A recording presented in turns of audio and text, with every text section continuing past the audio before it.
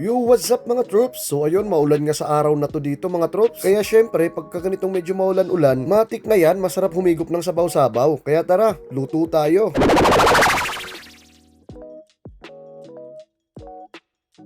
Ayun nga mga troops, day off ko nga nung araw na to. Tapos medyo maulan-ulan, kaya ayun, nakakatamad talaga kumilos, nakakatamad gumalaw. Ang sarap lang maghihiga tsaka magtutulog. Kaso syempre, day off lang sa trabaho pero hindi sa mga ibang gawain. Kailangan din maglaba sa araw na to. Kaya eto, madali ang luto lang gagawin ko. Ayun nga, eto't nagpainit na ako ng tubig. Tapos ipapasabay ko na sa kulo niya itong luya, kamatis tsaka bell pepper. Tapos ito nga't papaulanan ko na rin ng asin. Nakakainis na talaga gamitin tong ganitong asin pala. Maganda lang to kung mga pang steak na hindi maramihang gamitin na asin. Tapos ayun nga, naglagay na rin ako dito ng konting patis. Syempre, pampadagdag lasa lang din. Para mas maglasang dagat ba. Tapos hindi ko na nga napakita, tinakpan ko lang tapos pinakuluan ko lang ng mga ilang minuto hanggang sa maging lumabas na talaga yung aroma ng ating mga aromatics. Tapos ito nga't may natira pa ako ditong mga hipon tapos meron din ako ditong konting pusit kaya ayun, pagsasamahin ko na. Ito ay lutong probinsya lang talaga itong mga troops. Kasi lalo na pagka nasa amin talaga sa probinsya, sa Samar, pagka may mga binebentang mga ganito bagong huling hipon o kaya pusit o kaya kahit mga isda pa man, pag nakabili kami ng mga bagong huli ay matik ganito, sasabawan talaga namin. Yung ganyang luto lang, simple lang, hindi nakakaumay o kaya tanggal umay pa kahit araw-arawin pa gantong ulam. Tapos ayun nga, naglagay na rin ako dito ng gulay, naglagay na ako dito ng sitaw tsaka sibuyas. Tapos hindi ko na nga pinakulo pa kasi yung sitaw nila dito ay malambot. Kaya ayun, sinabay ko na pakuluan tong bok choy. Yan, bok choy ang gamit ko, wala kasi akong pechay dito kaya repolyo. Kaya bok choy na lang yung ginamit ko, mas hawig din naman sa pechay. Tapos ayun nga mga troops, sinisigurado ko lang na nakalubog na rin tong lahat ng ating mga gulay para even talaga yung pagkakaluto, yung pagkakakulo sa kanya. Tapos excited na nga rin kasi talaga ako humigop ng sabaw-sabaw sa ngayon. Kaya ayan, pinagsabay-sabay ko na yung mga gulay. Kaya sinisigurado ko lang na nakalubog lahat ng gulay. Tapos ayan, tinakpan ko lang. Tapos isang kulo na lang yan mga troops. Ako'y papapa na. Tapos ayan nga mga troops, pagkalipas nga lang ng ilang minuto, ayan, kulong-kulo na nga siya.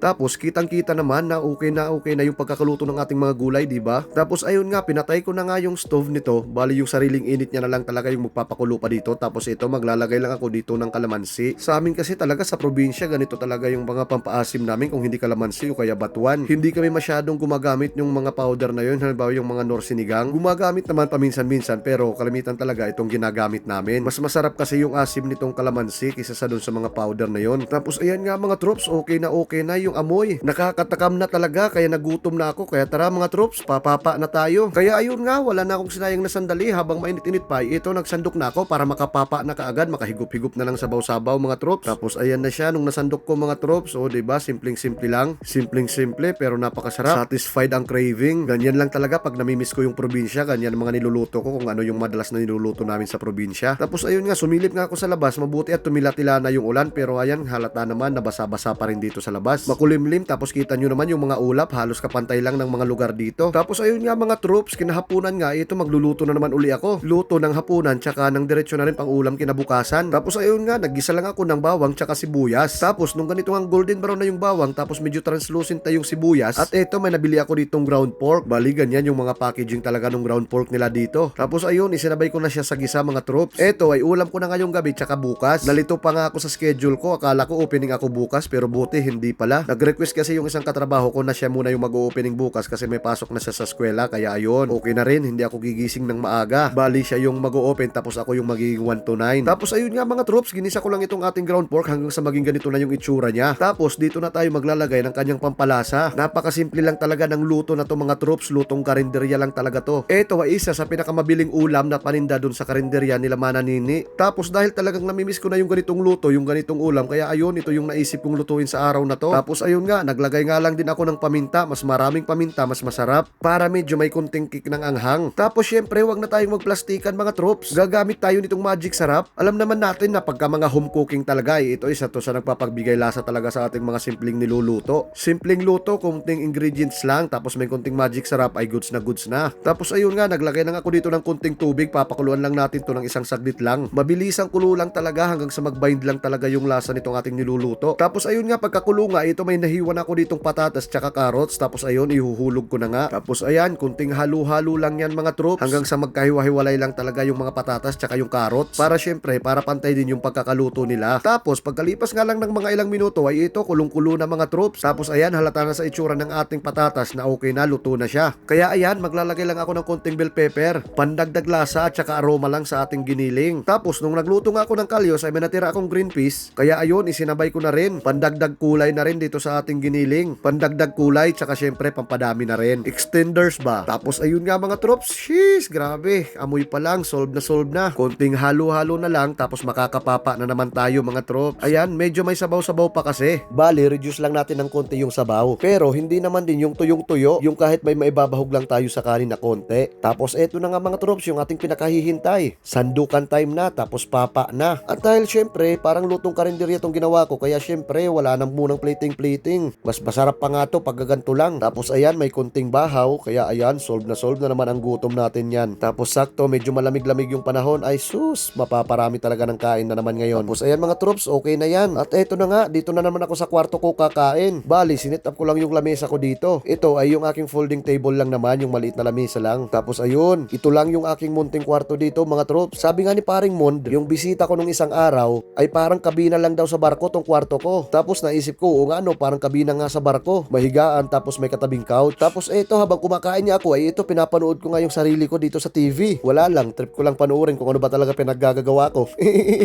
Tapos ayun nga mga troops, syempre bago kumain, dasal-dasal din muna. Tapos ayun mga troops, papa na ako. Papa na habang pinapanood ko yung sarili ko sa TV. Grabe, solve na solve talaga mga troops. At least sa ganitong mga lutuin, sa ganitong mga simpleng lutong probinsya, lutong karinderya, ay naiibsan yung pagkamiss ko at saka yung pagka-homesick ko. So ayun mga troops, hanggang dito lang muna. Salamat sa panonood. See you sa next video. Thank you. Have a good one.